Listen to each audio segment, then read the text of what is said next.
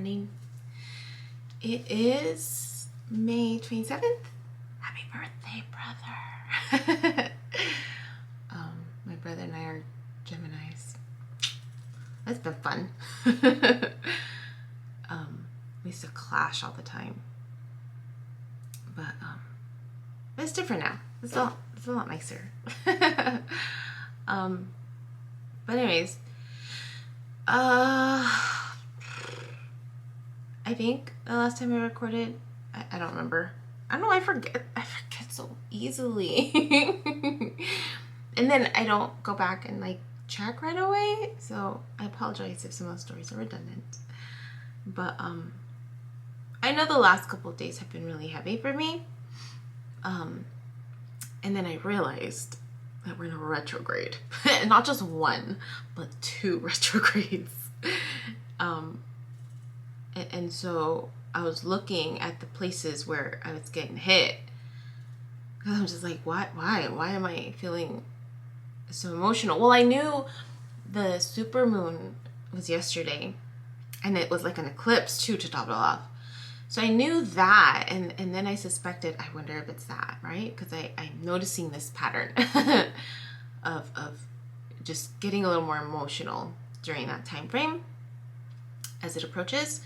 And sure enough, it's there. So there's 2 retrogrades going on right now, and I think I made a note of it, right? That a retrograde is not when the planet goes backwards, but it just goes so slower than the Earth's velocity, that it appears to be going backwards. And so, dang it. And I know I had mentioned that it's an opportunity to reflect, but really it also says that it represents work that has to be achieved in this lifetime because it was not accomplished or reconciled in a past life. So I was like, oh, great. More learning. So there is a Mercury retrograde that starts on the 29th. And Mercury on my chart is in my 8th house, which is where my sun sign is, which is Gemini. And the 8th house, if I remember correctly, is the house of partnerships. It's the house of partnerships. So I may have parts in my life that bring me into a relationship. When I take on a partner, I have to reconcile with standards with your partners. My standards with my partner's standards. There's also the house of death and transformation, sexuality, and psychic sexual energy. It's also the house of inheritances and the house of great losses. So, so that's funny. One, and it has to do with partnerships. And again, it could be any type of partnership also, right? Like I'm currently in a partnership with work and this new fire sign that I'm slowly walking towards. But there's also, so that's one retrograde. The other retrograde, oh no, it's what, Mercury? Yeah. I know there was one more.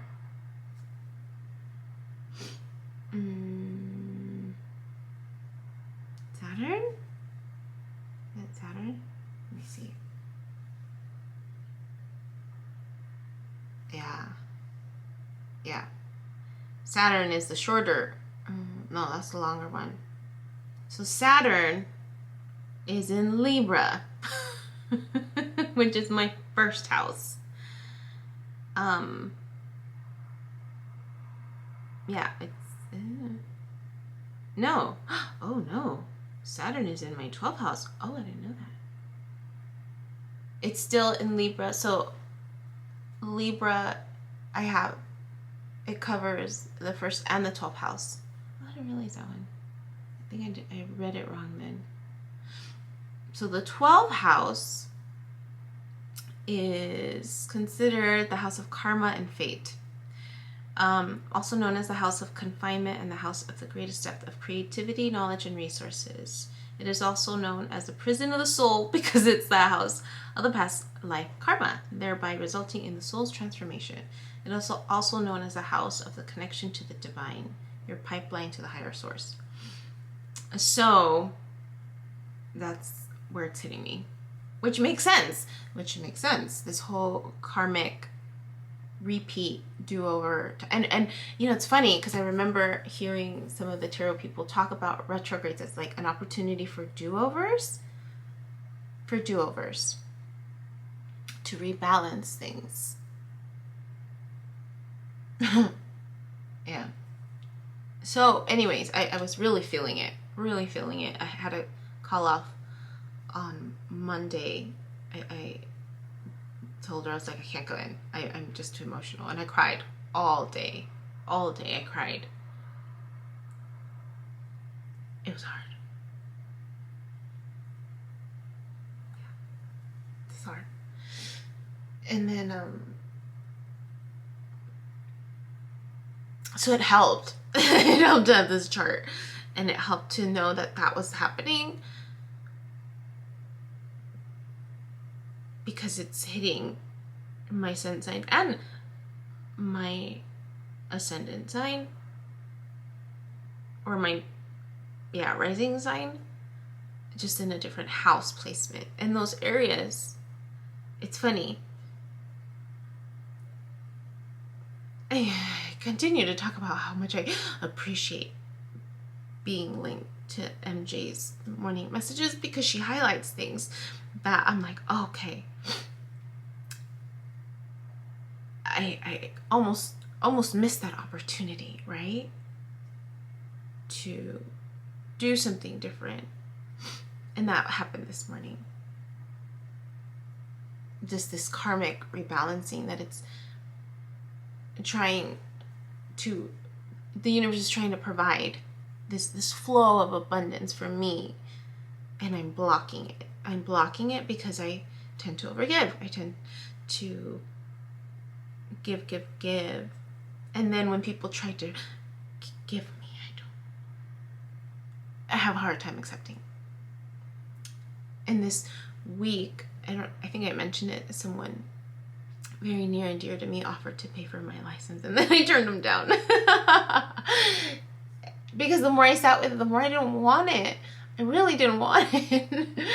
But since then, I've had, it keeps presenting itself. Like it keeps presenting itself. Situations keep presenting itself where I'm like, oh, well, there I go using that, the degree, there I go talking about it there, and then in a week, 1, 2, 3, 4, 5, 6, I've offered to look at 6 different people's birth charts to see if it can be helpful. And there's a couple people that were struggling, and that a lot of life changes were occurring, and then I thought, and I remember sharing with them, I'm like, I wonder if it's noted in their birth chart, and if it's hitting certain parts of their house where certain, they're being challenged in a certain way, and maybe that'll help shed light, and maybe it might help them be more open to the idea of change, if they're aware that this is something that is going to keep repeating because your soul wants you to learn it, right? Your soul, that's what this life is about, learning these lessons and living life, to be able to live life to the fullest, right? Or stay complacent. I mean, it's a choice. And I remember telling this fire sign, I'm like, it's a choice, and I can't get this thought out of my head of finding a way to incorporate birth charts into mental health. And a conversation came up yesterday again Twice, actually, now I'm thinking about it. Well, once, really, but the second one, I thought it. I remember I thought it. I was like, you know, the first one, it was a person I interacted with. We were talking about therapy, and I happened to share, right, my experience with therapy, being on the receiving end, but then also on the other end of being the therapist, and realizing, I'm like, this would have, therapy was helpful, definitely helpful to a certain degree, because it's all about self-exploration, allowing the person to explore things and figure it out for themselves. But then there's a group of people like me who are more like, no, just give me what I need to know so I can move on, right? And are ready for more of, like, someone just tell me, what am I missing, right? Because clearly I'm missing something. Like, do I have to really be in therapy for like 2 years just for me to figure it out, or can someone just tell me so that I can pick it up and learn the lesson and move on, right? What a waste of time to have to be in this process until I figure it out when I want the answer. And I remember that was always like hard, because in therapy, it's like you're not supposed to give them the answer almost. They're supposed to figure it out for themselves.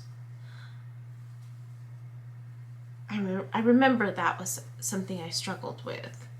And then I realized I'm like, okay, fine. I'm going to let people know. If they're asking for it, I'm going to give it to them and say, okay, are you ready for it? Like, here's what I'm seeing, right? Here's the patterns that I'm seeing as an outsider looking in. What are your thoughts about that?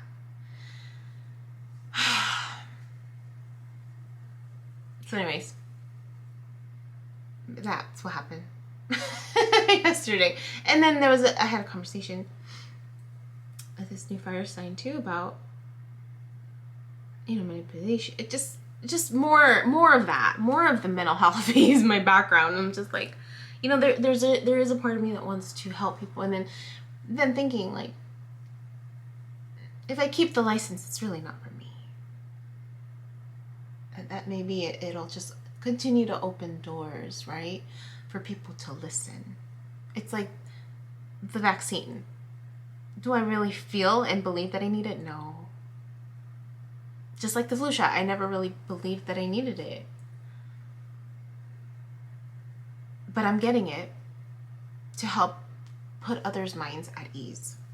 And then I thought, I'm like, well, keeping my license, even though I know I don't need it to feel worthy of it, it'll help put other people's minds at ease. Especially when we're living in a world where trust is shady. or we're trying to rebuild trust with one another and people in authority, people in power. And sometimes titles help with that, and sometimes it doesn't. Sometimes it's about who you are, how you present yourself to the world to be. But anyways, so then I realized, I'm like, okay, I'm blocking it again, right? I'm blocking the abundance that's trying to come in. So then I reached out to my loved one and said, hey, I know I turned it down, but can I reconsider? Can I reconsider the offer? Because it might be helpful. Because I get excited. Not excited, but I like helping other people. When they want it, right? When they want the help. I like helping them. Matching their energy. And that's teaching, right? I want to teach people, like, hey, here. But anyways, so that's come up. And then more of the emotions have come up. Yeah. More of the emotions come up. And now realizing that that's why. It's in my birth chart and the retrograde, and that part of my life is being triggered again to, have I learned the lesson? Have I learned the lesson?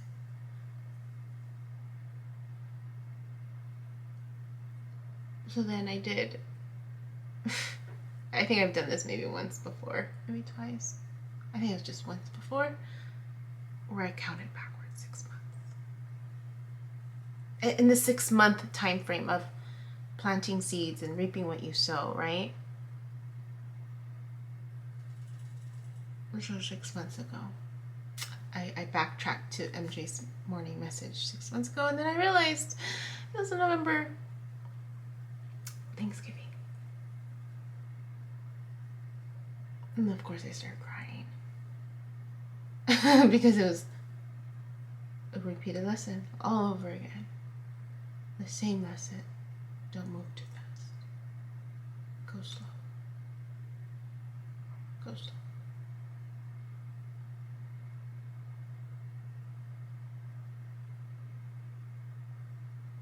And here I am in the same position, in the same situation. 6 months ago. 6 months ago. In the same situation. Not go fast, just go slow. And then I got triggered. Just remembering that time in my life. God, it feels like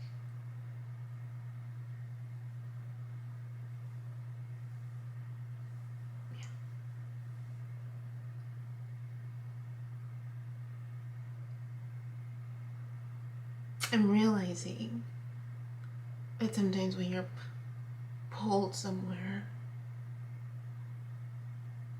it's because your soul is just wanting you to learn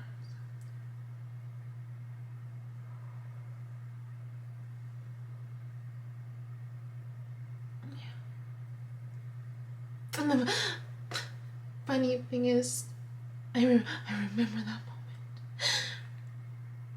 I mean, I remember many moments. But I remember the moment what I was doing.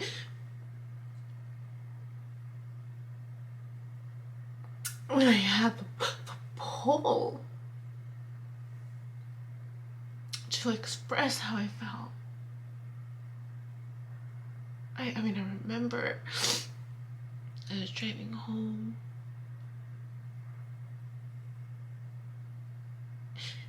And all I wanted, I just wanted to love this person. That's all. That's all I wanted to do. Not marry him. I just wanted to love this person.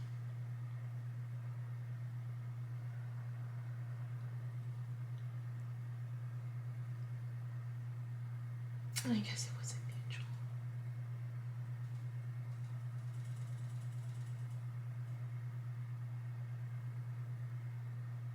But it was funny because I remember even thinking, like, why? Why such strong emotions so quickly?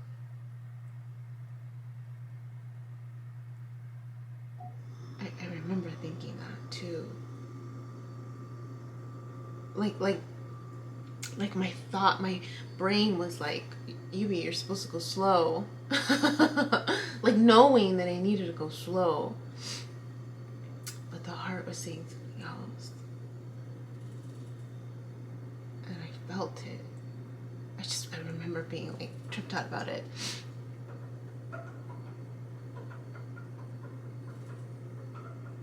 I find myself in the same situation. Only this time it's different.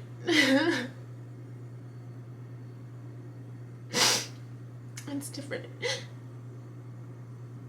There's more fear this time. There's more fear.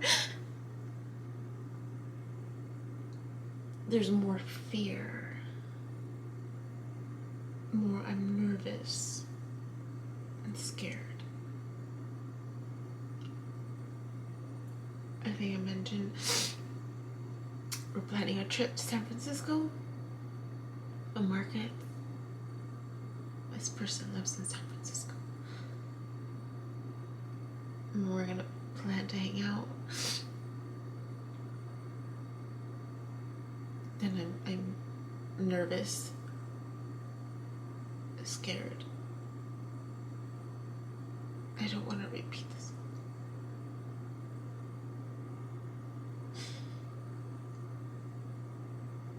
But I also don't know what purpose this person is going to serve in my lives. But I'm nervous.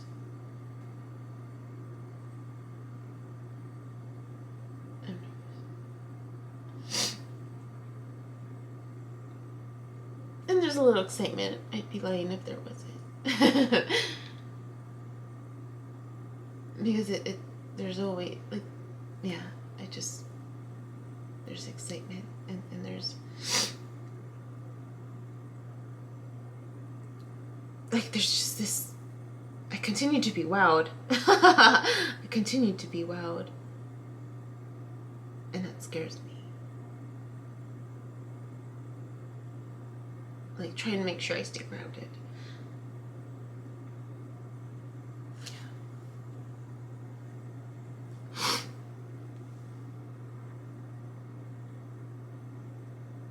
So here we go again. A retrograde. Did I learn my lesson? Did I learn my lesson? To not repeat the same cycle. Guess we'll see. That's all. Guys, have a good one. Bye. Hi.